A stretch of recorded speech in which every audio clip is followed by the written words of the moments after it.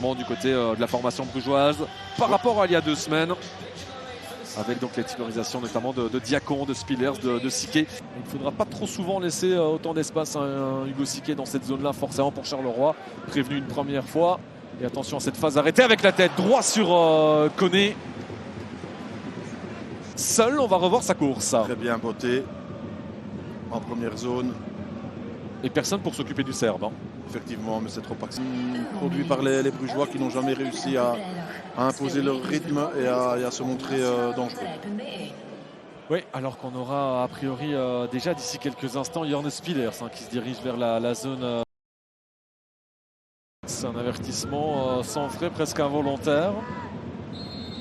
Et dont il va falloir tenir compte pour un camarade qui jusqu'à présent a quand même été assez juste dans ses interventions. Siquet avec un ballon qui traîne, Van Aken, l'enchaînement et finalement on en voit cadrer sans problème. Un signe d'une équipe de Bruges qui n'arrive pas à amener le danger parce que ce n'est pas à lui normalement d'être aussi dangereux. Opportunité sur phase arrêtée pour Charleroi. C'est parti pour Patrick Fluke vers la première zone avec un ballon qui traîne et un ballon qui est de l'autre côté qui ne rentre pas à la première énorme intervention. Occasion, Et attention à Stankovic. Seyss qui a pas mal de liberté là, qui a le temps de centrer, ce qui est fait justement, ben voilà. Incroyable. Voilà, on les attendait et quand ils sortent pour la première fois dans cette deuxième mi-temps, eh bien... Parfaitement joué de la part de Verman. Ouais, pour trouver Van Aken, il y a de plus en plus d'espace. Exactement. Il y a de plus en plus d'espace avec Forbes maintenant face à Lewin Bloom. Forbes sur son pied gauche pour tenter sa chance, c'est sans problème pour Koné. Regardez, dès qu'il y a plus de vitesse aussi dans les transmissions. Ah, ça va très vite. Ce qui a manqué dans cette première...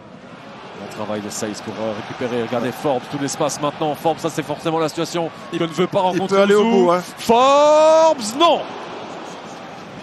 Vraiment qui n'a pas été dévié. Changement qui va s'opérer maintenant avec la sortie de Tresoldi pour Cissé Sandra. Qui peut aussi jouer sur le flanc droit. Toute la puissance possible. Mais que le. Ben voilà, mais que le. Une fois, 2 fois. Bientôt 3? Non. En tout cas pas pour tout de suite. Bloom pour une possibilité de centre. Le voici le centre. Oh, il est pas mal le centre. Il est pas mal et ça continue avec la sortie de Diacon. C'est sur la le ligne. sauvetage, oui. Sur la ligne de Spiller, ça. Avec le bras de Vetlesen, il est le long du corps.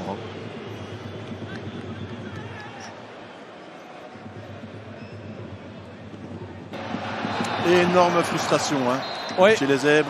Et victoire pour Bruges, qui en championnat a l'habitude de voir ses rencontres se décider par un but d'écart. C'est la 7e de suite.